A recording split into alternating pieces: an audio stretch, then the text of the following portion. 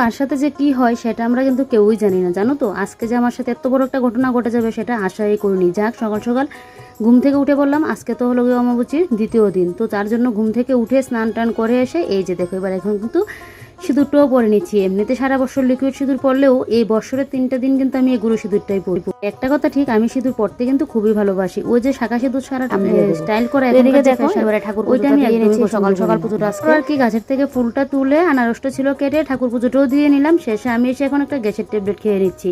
বর আবার এদিকে কতগুলো সিঁদুর এনে দিয়েছে, কারণ অমাবস্যার সময় তো সিঁদুর দিতে হয় আর সিঁদুর দান করা তো খুবই ভালো।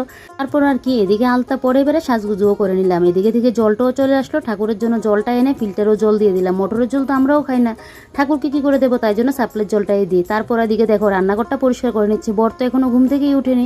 এদিকে আমি ফ্রিজ থেকে আবার কিছুটা চিকেন ছিল বের করেও নিলাম। এদিকে বর এবারে উঠলো আর এদিকে চা নিয়ে বসলাম।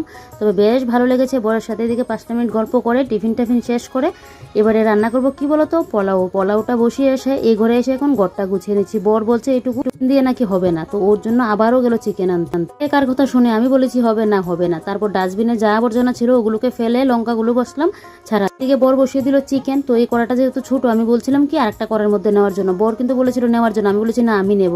বেশি পাকনামি করাতে এদিকে আজকে হাতটাই পুড়ে নিলাম।